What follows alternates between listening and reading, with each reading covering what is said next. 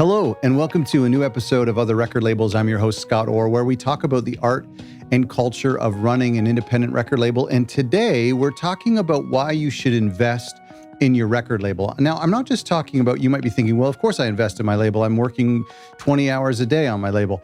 I'm not talking necessarily about implicit costs. Today, I want to talk about actual cash, which is explicit costs. The difference, implicit would be, of course, when we're doing research for our record label, or we're meeting with an artist, or we're going to shows to network with people, or we're listening to a record label podcast with a really attractive Canadian host, for example. But explicit costs are where actually cash comes out of hand, whereas implicit costs might be more like sweat equity. Another way to think about, for example, is when you go take an artist out for coffee that is someone that you might want to sign to your record label, and you buy their coffee for them. Well, the meeting and the time spent meeting with them is an implicit cost. It's just your own time.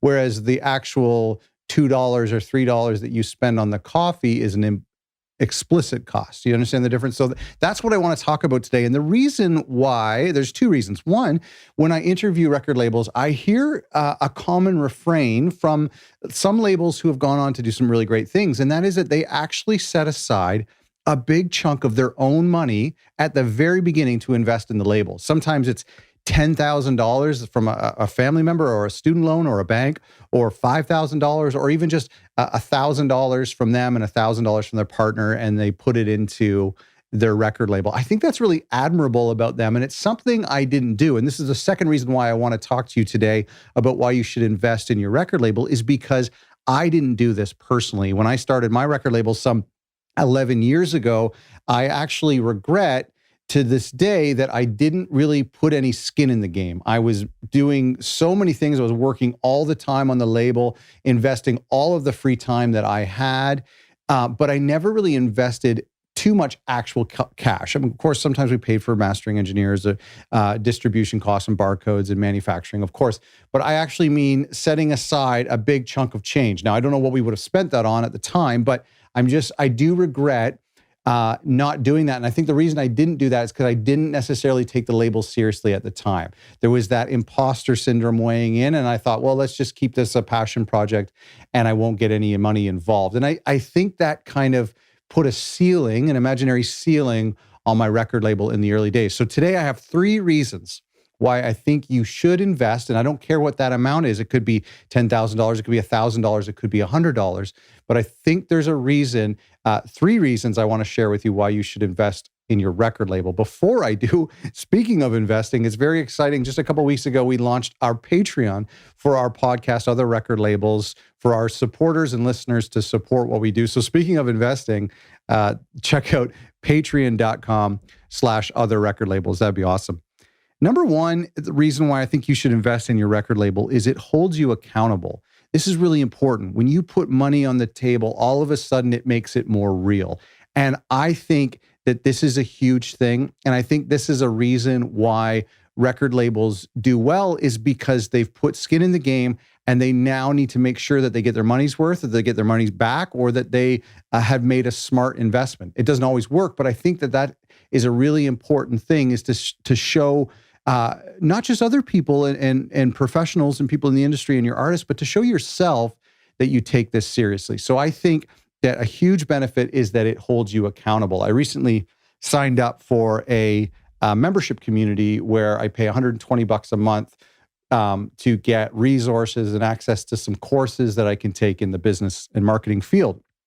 So I signed up for this, and I was really, because it's so expensive, $120 a month, I was really only thinking about staying signed up for 1 month and then canceling my membership. So because of that, I've actually set aside an hour every day of the month to go and watch one of their workshops and to engage with the community, just to make sure that I get my money's worth. Now, if somebody had given me that community for free, or if the same content was available on YouTube, which I'm sure it is if you go and look for it, I probably wouldn't stick to it so much. But because I've actually put money on the table, I want to make sure I get my money out. Does that make sense? The second reason is it gives you access to professionals. This is an incredible thing. But when we hire a lawyer to draw up a contract, we now have that lawyer's email. We have them on the phone. There's some things we want to figure out and to ask some questions. And those professionals now work for us because we're paying for their services. This has happened to me recently. I hired an SEO expert to do an audit of my website. And so I found this person. It cost me like $150. And they looked over my website. And then what came with that $150 audit was a 45-minute Zoom chat. And so I was able to chat with this SEO expert and bounce all these questions off of them and learn about SEO. And I realized at the end of that, the audit was great.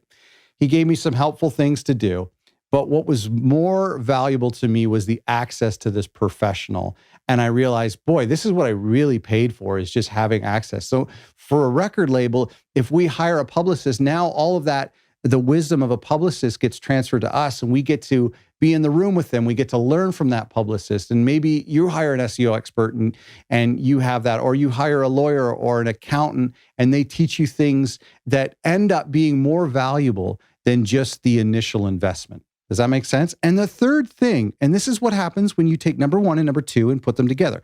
It takes holding you accountable and access to professionals. When you put them together, the third reason I think you should invest in your record label is that it improves your record label. When you invest money into your artists, when you invest money into building the label, then it ultimately improves your record label. And I think that's just an overwhelming important thing. Now, we've all had investments. We've all tried things. We've all been scammed and things just didn't work out.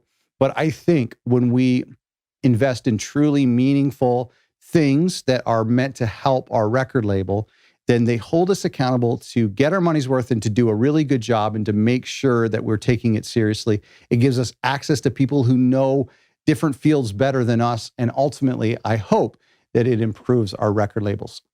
I hope that you found this encouraging. If you go to our website, otherrecordlabels.com, we have a bunch of resources for independent record labels. And the whole idea, like I've said this millions of times, the whole purpose of other record labels is to not only educate and empower, but to encourage people. And so for this, I'm not telling you what to invest. I'm not telling you where to invest. You might completely disagree with me. You might have a way of running your label where you don't need to take any cash out of your pocket. That's a beautiful thing. But what I'm saying is I just want to encourage you that there are some good reasons why you should invest explicit actual dollars into your record label. And I personally really wonder how things would have been different if I had maybe taken out a $5,000 loan or borrowed it from somebody or saved up and then was really careful with how I invested that in my label. Would I have grown quicker? Would I have been exposed to more professionals, to more opportunities? I don't know. But I hope you found today's episode encouraging. Thank you for listening. As a reminder, please check out our new Patreon. We'd really appreciate your support. Go to patreon.com/otherrecordlabels. If you need some resources, go to our own website, otherrecordlabels.com. Thank you for listening.